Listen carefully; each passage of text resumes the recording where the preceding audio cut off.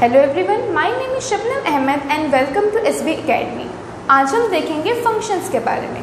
इसके last video में हमने देखा था इक्विवेलेंस रिलेशन के बारे में एंड उससे पहले रिलेशंस होते क्या हैं। तो अब हम स्टार्ट कर रहे हैं फंक्शन। एक बार अगर हम रिकॉल करें तो रिलेशन होता है relation from A to B is a subset of A cross B.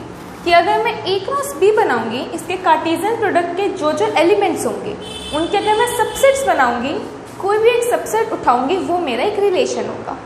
अब जो फंक्शन होता है वो एक रिलेशन होता है।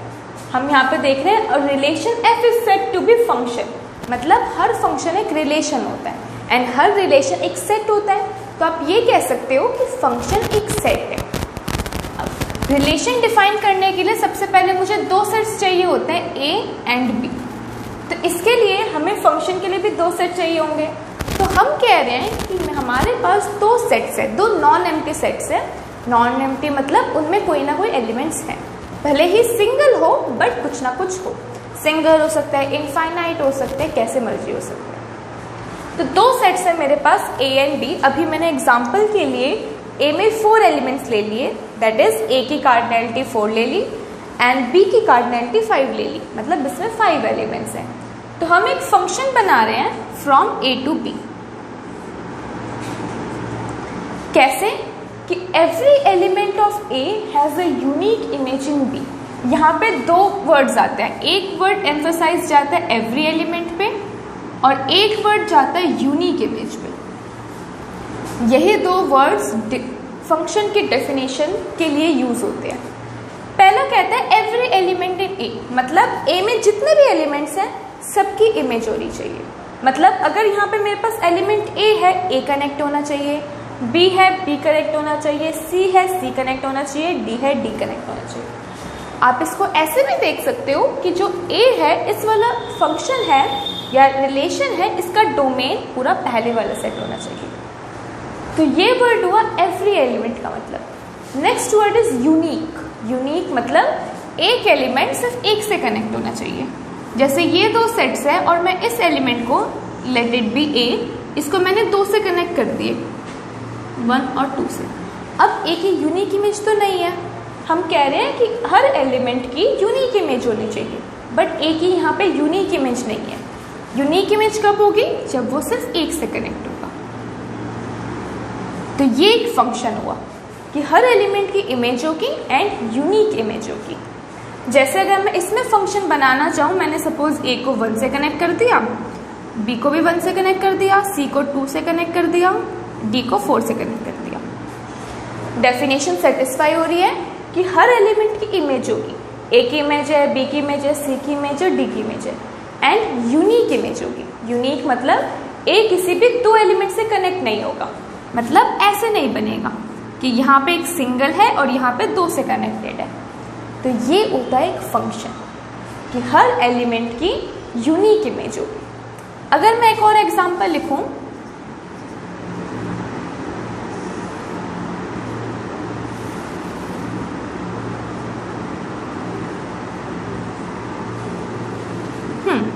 इतने पे ही छोड़ देते हैं। ए को मैंने 1 से कनेक्ट कर दिया, बी को मैंने 1 से कनेक्ट कर दिया, सी को 2 से कनेक्ट कर दिया, बट डी के लिए तो कोई बचा ही नहीं।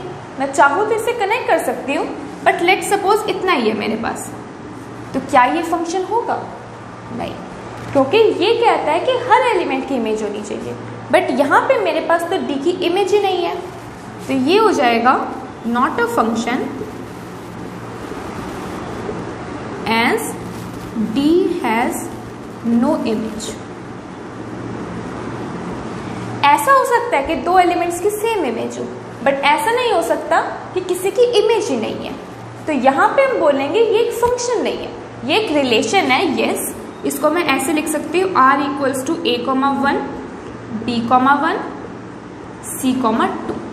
ये एक रिलेशन है from a to b, but it is not a function. ये एक फंक्शन है, ये एक फंक्शन भी है, ये एक रिलेशन भी है। कहाँ से? ए से लेके बी तक। आप एक बार इसको नोट डाउन करिए, फिर हम आगे देखते हैं। हमारे पास एक एग्जाम्पल है कि A मेरा कोई सेट है n stands for natural number, and B मेरा कोई सेट है नेचुरल नंबर।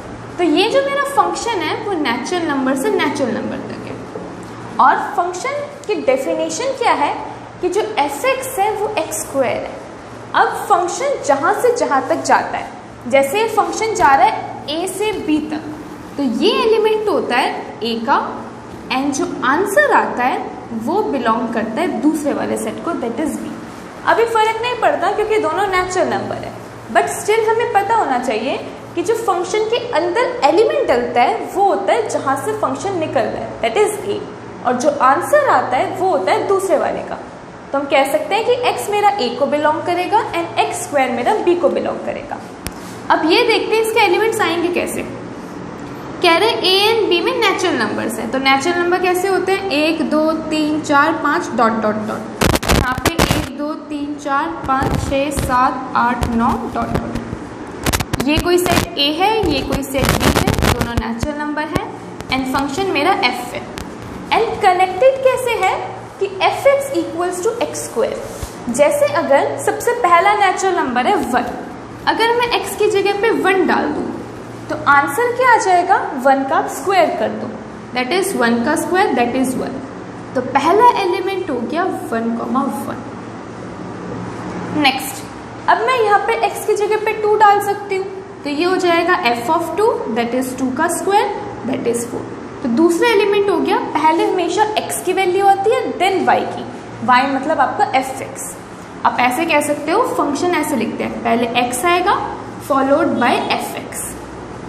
तो x मेरा 1 था, f(x) मेरा 1 है, x मेरा 2 है, f(x) मेरा 4 है, तो एलिमेंट आ गया 2,4। नेक्स्ट एलिमेंट ऐसे ही आ जाएगा मेरे पास 3,9। अब इसको यहाँ पे मार्क करते हैं। आप ऐसे समझ रहे होगे, ये जो कहते हैं इसको एरो डायग्राम कहते हैं। एरो डायग्राम से फंक्शंस एंड रिलेशंस काफ़ी इजीली समझे जा सकते हैं कि कौन सा एलिमेंट किस पे कनेक्ट हो रहा है, क्या हो रहा है। जैसे 1 कनेक्ट हुआ 1 से, तो 1 को मैंने 1 पे लिख दिया, 2 कनेक्ट हुआ 4 से, देन 3 कनेक्ट हुआ 9 से। अब आप इसको ऐसे सोचो कि नेक्स्ट एलिमेंट 4 है, ये भी किसी ना किसी से कनेक्ट हो जाएगा, नीचे होगा बट कनेक्ट तो हो ही जाएगा ना। ये एक इनफाइनाइट सेट है, सेम विद दिस। जो 5 है वो भी किसी ना किसी से कनेक्ट हो जाएगा। मतलब हम ऐसा कह सकते हैं कि जो 1 के सारे एलिमेंट्स हैं, ए सेट के सारे एलिमेंट्स हैं, किसी ना किसी से कनेक्ट हो जाएंगे। और हम ये भी कह सकते हैं कि 1 से ही कनेक्ट होंगे। हम ये तो नहीं कह सकते ना 1 का स्क्वायर मेरा 1 भी है और 2 भी है, मतलब 1 को मैं 1 से भी कनेक्ट कर दूँ, 1 को मैं 2 से भी कनेक्ट कर दूँ, ये नहीं कह सकते।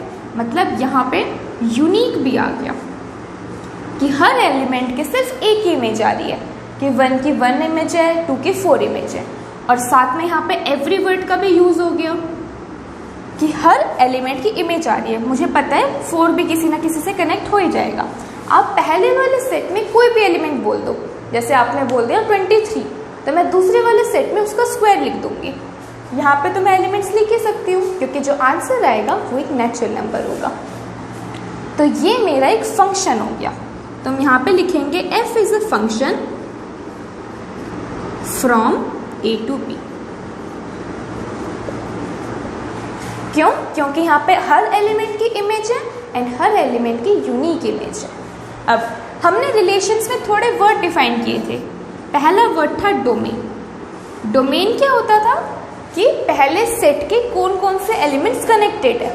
अब यहाँ पे मैं देख रही हूँ कि पहले सेट के तो सारे एलिमेंट्स कनेक्टेड है, और ऐसा तो हर केस में होगा क्योंकि फंक्शन की तो डेफिनेशन ही यही होती है ना कि पहले सेट के सारे एलिमेंट कनेक्ट होने चाहिए। तो आप ध्यान रखना, जो फंक्शन का डोमेन होता है वो हमेशा पहले वाला सेट होता है, एंड इस केस में नेचुरल नंबर्स है। आप इसको ऐसे भी देख सकते हो कि कौन कौन से एलिमेंट कनेक्टेड है, दैट आर ऑल, तो हम ए लिख सकते हैं, या फिर फंक्शन है तो डोमेन नेचुरल नंबर होगा। नेक्स्ट कोडोमेन की बात करते हैं। कोडोमेन होता है दूसरे वाले सेट में जो जो एलिमेंट्स हैं। अब यहाँ पे दूसरे वाला सेट क्या है, नेचुरल नंबर्स, और सारे नेचुरल नंबर्स हैं यहाँ पे, तो कोडोमेन में हो जाएंगे natural number, that is B. Next is range. Range important topic है, हमें क्वेश्चन में पूछते हैं what is the domain of the set, what is the range of the function, sorry. तो रेंज की बात करें, रेंज मतलब कौन कौन से एलिमेंट कनेक्टेड है। आप ये ऐसे कह सकते हो 1 कनेक्टेड है, 4 कनेक्टेड है, 9 कनेक्टेड है, इसके बाद 16 कनेक्टेड होगा, मतलब परफेक्ट स्क्वायर्स कनेक्ट होंगे। जैसे अगर मैं बोलूँ 80, क्या 80 किसी से कनेक्ट होगा? अगर मैं यहाँ पे 80 लिखूँ और बोलूँ क्या 80 किसी ना किसी एलिमेंट से कनेक्ट होगा? नहीं हो सकता। बट अगर मैं 81 लिखूँ, हाँ ये कनेक्ट हो जाएगा, ये कनेक्ट होगा 9 से, क्योंकि ये 9 का स्क्वायर है। तो रेंज में कैसे एलिमेंट्स आ रहे हैं? Perfect squares. अब रेंज एक सेट होता है, तो इसको हम कैसे लिखेंगे? एक्स सच दैट कि ऐसे एलिमेंट्स आ रहे हैं कि मेरा x is a perfect square, कि x मेरा किसी ना किसी का परफेक्ट स्क्वायर है। इसको और कैसे लिख सकते हैं? x such that x equals to a का स्क्वायर, और a मेरा नेचुरल नंबर को बिलोंग करता है। कि आप कोई भी a उठा लो उसका स्क्वायर x होगा, कोई भी 2 उठा लो, 3 उठा लो, उसका स्क्वायर x होगा। तो जब हम फंक्शंस करते हैं, मेन हमें देखना होता है उसका डोमेन क्या है, रेंज क्या है, को डोमेन क्या है। इससे बहुत सारे वर्ड्स इंट्रोड्यूस होते हैं, आप इसको नोट डाउन कीजिए, फिर हम आगे देखते हैं। नेक्स्ट हमारे पास फंक्शन है f(x) equals to x square, और f जा रहा है r से r तक। अभी तक हमें इतना पता चल ही गया है, जो r है वो सिंबल है रियल नंबर्स का,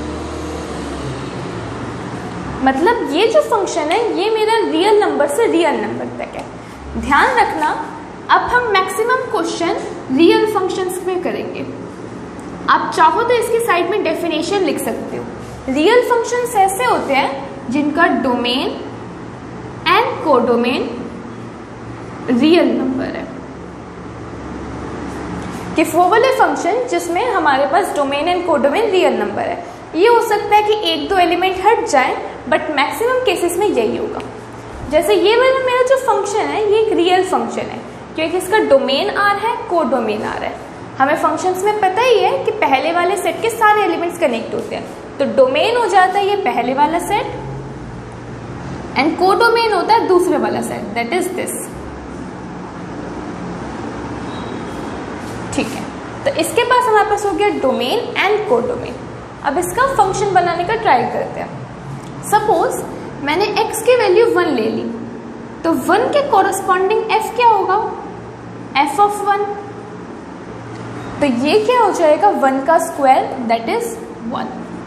सेम विथ अगर मैंने x की वैल्यू 2 ले ली, तो fx हो जाएगा मेरा f ऑफ 2, दैट इज 4। अब आप सोच रहे होगे ये तो पहले वाला एग्जाम्पल ही था, इसमें भी सेम एलिमेंट आएंगे। नेक्स्ट एलिमेंट आ जाएगा 3,9, नेक्स्ट आ जाएगा 4,16।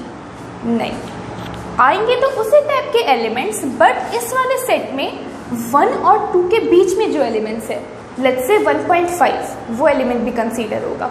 जैसे अगर मैंने x की वैल्यू ले ली 1.5, तो fx क्या हो जाएगा? f ऑफ 1.5, दैट इज 1.5 का स्क्वायर, दैट इज 2.25। ये एक ट्रिक है, अगर आप ध्यान रखना चाहो। जैसे कोई भी नंबर है 45 और मुझे इसका स्क्वायर निकालना है, तो मैं क्या करती हूँ, ये जो 5 है इसको तो डायरेक्ट स्क्वायर करके 25 लिख दिया, और जो 4 है इसका नेक्स्ट नंबर क्या है? 5, तो 4 × 5 20। तो ये आंसर आ गया, 45 का स्क्वायर इज 25। ऐसे ही मैंने यहाँ पे किया, जो 15 का स्क्वायर है, 5 का स्क्वायर मैंने डायरेक्ट 25 लिख दिया, और 1 के बाद वाला number next number that is 2, तो 1 × 2 मेरा 2 हो गया, तो आंसर 225 आ गया। आप ट्राई कर सकते हो 35 के स्क्वायर का। ऐसे ही बाकी कंडीशन क्या है? लास्ट में 5 आना चाहिए, मतलब यूनिट प्लेस पे 5 आना चाहिए। हाँ, यहाँ पे हम बात कर रहे हैं कि जब मैंने x की वैल्यू 1.5 ले ली, तो fx आ गया मेरा 2.25। अब जब हम नेचुरल नंबर्स की बात कर रहे थे, ना ये नेचुरल नंबर था ना ये नेचुरल नंबर था, इसलिए ये वाला एलिमेंट आया नहीं। बट इसमें तो रियल नंबर्स की बात कर रहे हैं, तो ये भी रियल नंबर है, ये भी रियल नंबर है, तो ये एलिमेंट आएगा। नेक्स्ट एलिमेंट को अगर मैं 0 मान लूँ, तो एफ ऑफ 0 हो जाएगा मेरे पास 0, ये एलिमेंट भी आ जाएगा। और नेक्स्ट अगर x की वैल्यू मैंने -1 ले ली तो एफ ऑफ -1 दैट इज +1, ये एलिमेंट भी आएगा। अगर मैंने एफ ऑफ -2 ले लिया तो ये एलिमेंट भी हो जाएगा +4। तो जब इसका ग्राफ बनेगा, मतलब इसके जब हम एलिमेंट्स को मार्क करेंगे, ये हो जाएंगे मेरे पास, फंक्शन लिख रही हूँ अभी तो मैं बस, 1,1 टाइप, 2,4 टाइप, 1.5, 2.25, 0,0, -1,1, 2,4। ये आधा क्या बहुत छोटा सा पार्ट है, ये इन्फिनिटी तक जाएगा, मतलब बहुत एलिमेंट्स होंगे इसमें। अभी तक हमें पता नहीं है कितने होंगे, बट मैं कह सकती हूँ बहुत ज़्यादा ही होंगे। आप कोई भी रियल नंबर उठाओगे उसका स्क्वायर भी कोई रियल नंबर ही आ जाएगा। ठीक है, जैसे अगर मैंने रियल नंबर ले लिया √2, मतलब मैंने x की वैल्यू √2 पुट कर दी। अब रूट के कॉरस्पॉन्डिंग वैल्यू क्या होगी, एफ ऑफ x हो जाएगा मेरा F of √2 and that will be √2 का स्क्वायर दैट इज 2। तो एक और वैल्यू ये भी आ सकती है √2, सारे रियल नंबर है, मतलब सारे ले सकते हैं। मतलब अपने पास पॉजिटिव नंबर्स आ गए, नेगेटिव नंबर्स आ गए, रूट वाले इरेशनल्स भी आ गए, एंड रैशनल्स तो ऑफ कोर्स होते ही है, ये रहा। तो इसका जो बनेगा, इसको मैं ऐसे एरो डायग्राम नहीं बना सकती। सपोज मैं एक एलिमेंट लिख रही हूँ 1, एक एलिमेंट लिख रही हूँ 2। 1 और 2 के बीच में बहुत एलिमेंट्स होते हैं, बहुत रियल नंबर्स होते हैं। 1,1 होता है, 1,2 होता है, ऐसे बहुत सारे होते हैं। तो अब मैं सबको लिखने बैठूंगी नहीं, तो इसके लिए एरो डायग्राम यूजलेस टाइप का होता है। ऐसे फंक्शंस के लिए हम ग्राफ्स देखते हैं। इसका जो ग्राफ होगा वो ऐसे बनेगा। अभी हम अच्छे से एक्सप्लेन करेंगे इसको। अभी के लिए आप इतना समझिए कि ये जिसका जो ग्राफ होगा वो ऐसे होगा। देखते हैं अभी कैसे कि थोड़े बहुत एलिमेंट्स देखें कि एलिमेंट है 1,1 टाइप, 2,4 टाइप, 3,9 टाइप। अब सपोज हम उसका ग्राफ बना रहे हैं। ध्यान रखना, फंक्शंस में ग्राफ बहुत इंपॉर्टेंट होते हैं। आप कुछ भी करो, मैथ्स अगर आपके पास रहेगी 11th-12th के बाद भी, तो ग्राफ्स काफ़ी इंपॉर्टेंट होते हैं। तो ग्राफ किसका बन रहा है, fx = x² का।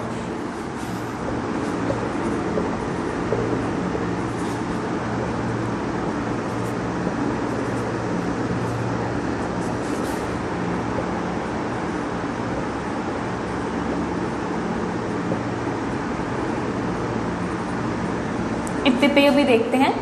तो पहला एलिमेंट क्या था, 0,0। तो यहाँ पे मैंने मार्क कर दिया x एक्सिस पे 0, y एक्सिस पे 0, that is origin. Next element था x पे 1 एंड y पे 1, तो एलिमेंट हो गया ये। नेक्स्ट था x पे -1, -1 का स्क्वायर हो जाएगा +1, that is this. Next x की वैल्यू अगर मैं 2 डाल दूँ तो y की वैल्यू हो जाएगी कॉरस्पॉन्डिंगली 4। सेम, अगर मैं x की वैल्यू -2 डाल दूँ तो y की वैल्यू हो जाएगी 4। नेक्स्ट अगर मैंने 3 डाल दी, ऊपर चला जाएगा। तो अगर मैं रफ आइडिया बनाऊं ग्राफ का, तो ये ऐसे कुछ बनेगा। थोड़ा सा शायद कर्व भी बन गया हो, मैं तो इस पाथ को ट्रेस कर रही हूँ। जो ग्राफ बनेगा वो ऐसे बनेगा। आपने ये पढ़ा हो 11th में, ये होता है parabola. This is upward parabola. और इसकी इक्वेशन कैसी होती है, x² = 4ay टाइम्स। अभी इसकी इक्वेशन क्या है, इस वाले की, इसकी इक्वेशन है fx मतलब y, y = x²। तो ये ग्राफ है मेरा y = x² का। अब पहला टर्म आती है डोमेन। डोमेन मतलब x की क्या क्या वैल्यूज आ सकती है। मैं देख रही हूँ, मैं x की कोई भी रियल वैल्यू डालूँ, आंसर हमेशा एग्जिस्ट करेगा। तो डोमेन हो गया real numbers, that is R। Next को डोमेन हो गया रियल नंबर्स, क्योंकि दूसरे वाले सेट में रियल नंबर्स हैं। And next is range. Range काफ़ी इंपॉर्टेंट चीज़ होती है। रेंज मतलब y की कौन कौन सी वैल्यूज आ सकती है। अब आप ये देखो कि अगर मैं कोई भी x की वैल्यू लूँ, fx हमेशा एग्जिस्ट करेगा, कि आप 4 ले लो, 4 का स्क्वायर आ जाएगा, पाई ले लो, पाई का स्क्वायर आ जाएगा, √2 ले लो, √2 का स्क्वायर आएगा। मतलब सारे के सारे नंबर्स आ सकते हैं। क्या आप कोई ऐसा नंबर सोच सकते हो जो इसके रेंज में नहीं आएगा? रेंज मतलब कि कोई ऐसा x सोच सकते हो कि fx मेरा एग्जिस्ट ना करे। एग्जिस्ट ना करे मतलब x मेरा रियल को बिलोंग करता हो, बट जो f ऑफ x है वो रियल को ना बिलोंग करता हो, ऐसा कुछ। एक बार ट्राई करिए। जैसे अगर मैं x की वैल्यू ले लूँ, कुछ भी पहले fx की वैल्यू ले लेते हैं। fx मैंने ले लिया माइनस का 1, सॉरी मैंने यहाँ पे गलत लिख दिया, x मेरा r को बिलोंग ना करे बट fx मेरा r को बिलोंग करे। fx मैंने ले लिया -1। क्या आप कोई ऐसा एलिमेंट बता सकते हो कि जिसका स्क्वायर -1 हो? यही होता है ना कि पहले एलिमेंट और दूसरा एलिमेंट कनेक्ट होना चाहिए। तो यहाँ पे एलिमेंट है -1, तो क्या आप कोई ऐसा एलिमेंट बता सकते हो जिसका मैं स्क्वायर करूँ तो -1 आए? आप सोच रहे होगे हाँ होता है, कॉम्प्लेक्स नंबर में आयोटा एग्जिस्ट करता है जिसका स्क्वायर करने पे -1 होता है, but iota is a complex number. अभी बात चल रही है रियल नंबर्स की। रियल नंबर ये होते हैं, कॉम्प्लेक्स नंबर ये होते हैं। रियल एंड कॉम्प्लेक्स में कोई रिलेशन नहीं होता आपस में अभी के लिए। तो हम ये कह सकते हैं कि जो अपना x है, जैसे मैंने fx की वैल्यू -1 डाल दी, तो यहाँ पे कोई एलिमेंट नहीं होगा जिसको मैं इससे कनेक्ट करा सकती हूँ। मतलब कि इसके रेंज में कोई भी नेगेटिव नंबर नहीं आ सकता। अब कोई भी नेगेटिव नंबर सोच लो, जैसे मैंने सोच लिया -4। अब मैं सोच रही हूँ -4 किससे कनेक्ट होगा? यहाँ पे तो कोई एलिमेंट आएगा ही नहीं जो -4 पे जाएगा। मतलब सारे के सारे नेगेटिव नंबर्स एक्सक्लूड हो गए। तो रेंज में सिर्फ कैसे नंबर आ रहे हैं? Positive numbers. और उसको कैसे लिखेंगे? x such that x greater than equal to 0, x belongs to r भी लिख देते हैं। तो इसके रेंज सेट में कैसे एलिमेंट्स आ रहे हैं जो 0 से बड़े हैं या फिर 0 के इक्वल हैं, और वो सारे रियल नंबर्स हैं। मतलब इसके रेंज में नेगेटिव नंबर्स नहीं आ रहे। मतलब इसका रेंज एंड कोडोमेन दोनों अलग अलग है। इसका ग्राफ नोट डाउन कीजिए। इसको अगर मैं फ्लुएंसी में बनाऊं तो ऐसे बनता है, अभी मार्किंग के साथ किया तो इसलिए ऐसे बना। अब इसमें आप ये देखिए, 1 की इमेज भी 1 है, -1 की इमेज भी 1 है, 2 की इमेज 4 है, -2 की इमेज भी 4 है। एक बार इसको नोट डाउन कीजिए, फिर इसके आगे देखते हैं। नेक्स्ट है हमारे पास सेम अपने पास रियल फंक्शन है, मतलब domain and codomain real numbers है, और fx है मेरा mod x। ये जो साइन होता है ये होता है मॉडुलस का। जैसे अगर मैं इस पे एग्जांपल करूं, जैसे मुझे निकालनी है mod of 2। mod of 2 मतलब अगर आपको ध्यान है कॉम्प्लेक्स नंबर में मॉडुलस कहते हैं कि जैसे यहाँ पे ओरिजिन है, यहाँ पे 1 है, 2 है, -1 है, -2 है। मॉडुलस होता है distance of origin and that point. जैसे अगर मुझे mod 2 निकालना है, मतलब 2 एंड 0 का डिस्टेंस, दैट इज 2। मतलब जो 2 है वो ओरिजिन से कितना दूर है। अभी ओरिजिन होता है 0, दैट इज 2 - 0 का मॉड, दैट इज 2। जैसे अगर मुझे -2 का मॉड निकालना है, मतलब डिस्टेंस बिटवीन -2 एंड 0। अब मुझे पता है जो डिस्टेंस होता है वो हमेशा पॉजिटिव होता है, तो इसका आंसर आ जाएगा पॉजिटिव का 2 यूनिट्स। तो जो मॉडुलस होता है वो हमेशा एक पॉजिटिव वैल्यू होती है। और अगर मैं इसको डिस्टेंस से रिलेट करूं तो ये होता है distance between origin and that point. तो आप छोटा सा नोट या रिमार्क लिख सकते हो, mod x is the distance of x from 0।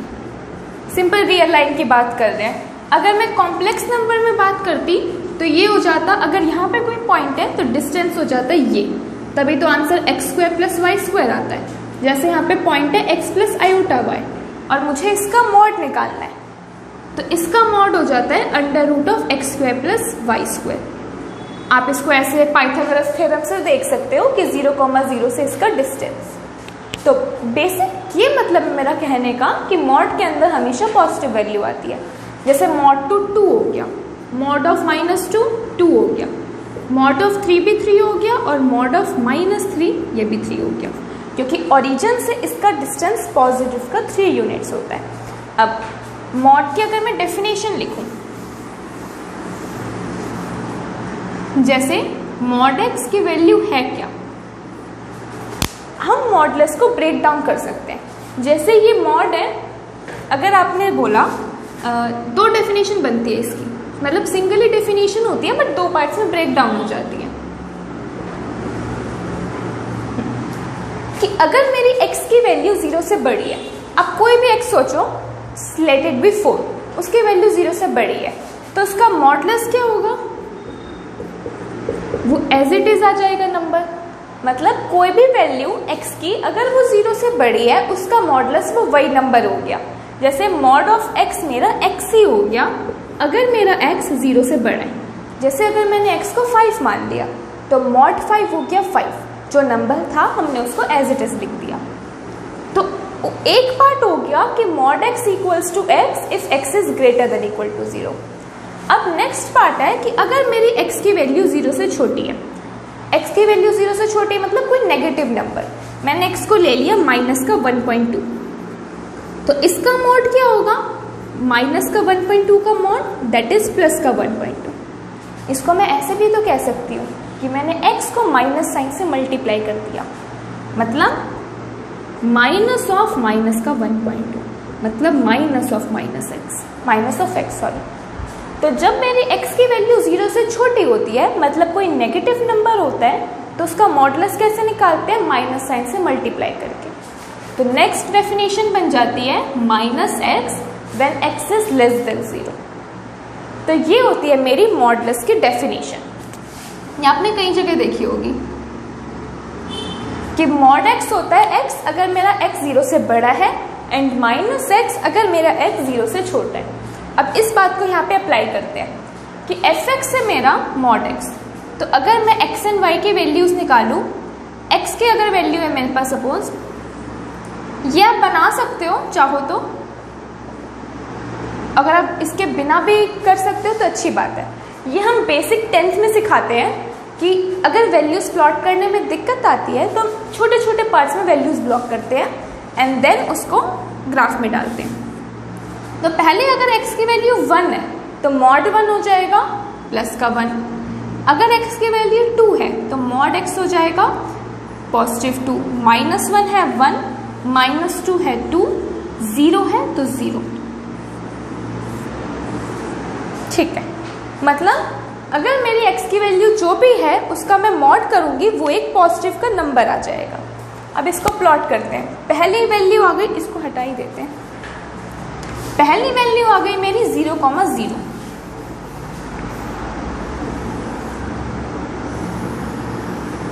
Zero comma 0 यहाँ पे लाई करेगा।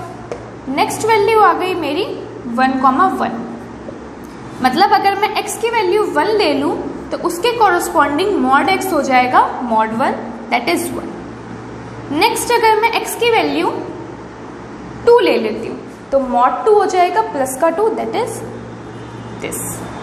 अब अगर मैंने x की वैल्यू ले ली -1, x की वैल्यू -1 मतलब -1 का मॉड एंड -1 का मॉड इज +1, तो यहाँ पे आ गया पॉइंट। नेक्स्ट अगर मैंने x की वैल्यू -2 ले ली तो -2 का मॉड दैट इज +2, तो यहाँ पे आ गया पॉइंट। -3 ले लिया तो पॉइंट यहाँ पे आ जाएगा। अब मैं अगर इसको ड्रॉ करूँ तो ये बन रहा है कुछ ऐसा ग्राफ, थोड़ा सा टेढ़ा बन गया, मतलब कोई एक आइडिया आ गया होगा कि कैसे बन रहा है। ठीक है, तो जो मॉड x का ग्राफ बनता है हम शेप क्या कह सकते हैं, it is a V shape graph.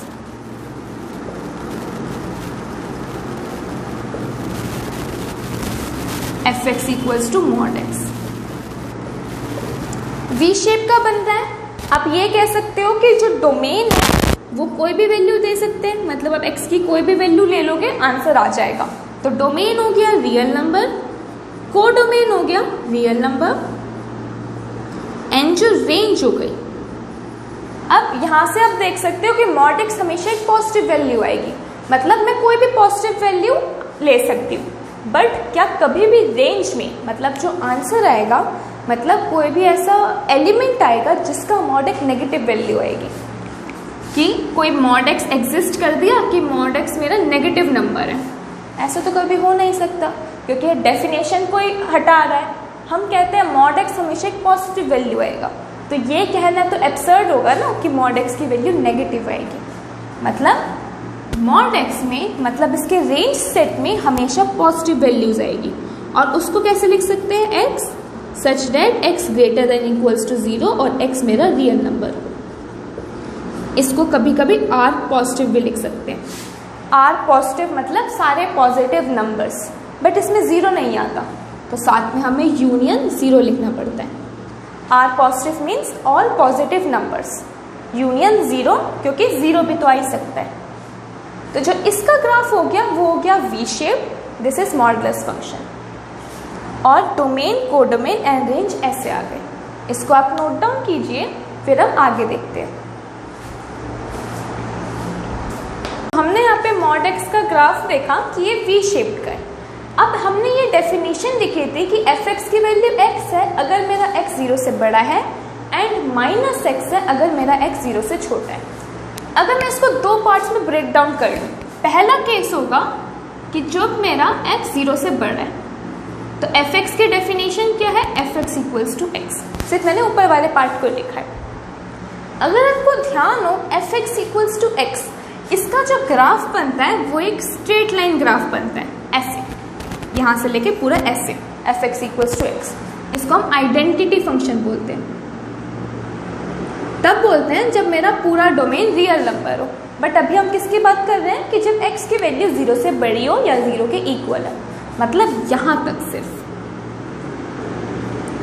कि जब x की वैल्यू 0 है या 0 से बड़ी है तो एफ एक्स मेरा मॉड x हो जाएगा, मतलब एक स्ट्रेट लाइन का ग्राफ बन जाएगा। और केस 2 क्या था, जब x की वैल्यू मेरी 0 से छोटी है, तब क्या होता है, f x equals to minus x. Minus x मतलब negative of x, negative x मतलब ग्राफ ऐसे बनेगा कि जब मेरी x की वैल्यू 0 से छोटी है तो एफ एक्स मेरा माइनस एक्स बनेगा, और माइनस एक्स ये होता है। बट यहाँ पे एक दिक्कत है कि यहाँ पे हम 0 को इंक्लूड नहीं कर रहे, तो यहाँ पे होलो आएगा कि ये वैल्यू 0 पे एग्जिस्ट नहीं कर रही, 0 के पहले कहीं पे भी कर दिया, आप कोई भी नेगेटिव नंबर लोगे ये एग्जिस्ट कर जाएगा, बट 0 पे नहीं कर रहा। बट 0 के लिए तो ये वाला कर रहा है। अब आप इसको ऐसे देख सकते हो कि जो एफ एक्स है वो कम्बिनेशन है केस 1 एंड केस 2 का, मतलब आप केस 1 को बनाओ देन केस 2 को साथ में बना दो, जो हमने अभी यहाँ पे बनाया हुआ है। केस 1 कहता है राइट साइड में एक सीधी लाइन आएगी विद एंगल 45 डिग्री, और केस 2 कहता है कि एक स्ट्रेट लाइन आएगी विद एंगल 135 डिग्री। तो एक ऐसी लाइन बन गई, एक ऐसी लाइन बन गई, बट ग्राफ तो हमने पहले ही बना लिया था, तो इसका यूज़ क्या हुआ, जब हम किसी फंक्शन को ब्रेक डाउन करते हैं कि x एंड माइनस एक्स, या फिर कोई भी फंक्शन है और उसको मैं ब्रेक डाउन कर रही हूँ, ब्रेक डाउन के बाद ग्राफ्स बहुत इजीली बनते हैं। कि जैसे मेरे पास एक बहुत कॉम्प्लिकेटेड ग्राफ गिवन है कि x क्यूब है जब x की वैल्यू 2 से बड़ी है, x स्क्वायर है जब x की वैल्यू 0 से बड़ी है और 2 से छोटी है, और x जब x की वैल्यू 0 से छोटी है। ऐसे ग्राफ्स में, ऐसे ग्राफ इंपॉर्टेंट टॉपिक होता है, ऐसे चीज़ों में हम अलग अलग करके बना लेते हैं। जैसे अगर x की वैल्यू 2 से बड़ी हो तो x क्यूब का ग्राफ बन जाएगा, x की वैल्यू अगर 0 से लेके 2 तक है तो x स्क्वायर का ग्राफ बन जाएगा, और x की वैल्यू जब 0 से छोटी है तो x का ग्राफ बन जाएगा। तो हम क्या करते हैं, 3 पार्ट्स में इसको ब्रेक डाउन कर लेते हैं, तीनों के अलग अलग ग्राफ बनाते हैं एंड तीनों को कंबाइन कर लेते हैं सिंगल ग्राफ में। जैसे इस वाले केस में मैंने इस ग्राफ को और इस ग्राफ को कंबाइन कर दिया जी मॉड का ग्राफ बनाने के लिए। तो जब भी आपको कोई फंक्शन में दिक्कत आ रही हो तो आप उसको ब्रेक डाउन करने का सोचिएगा कि ब्रेक डाउन करके कैसे इजीली कर सकते हैं। आज के लिए हम इतना ही कर रहे हैं। हमने देखा फंक्शंस क्या होते हैं, एरो डायग्राम कैसे बनाते हैं, एंड कुछ फंक्शंस के ग्राफ कैसे बनते हैं।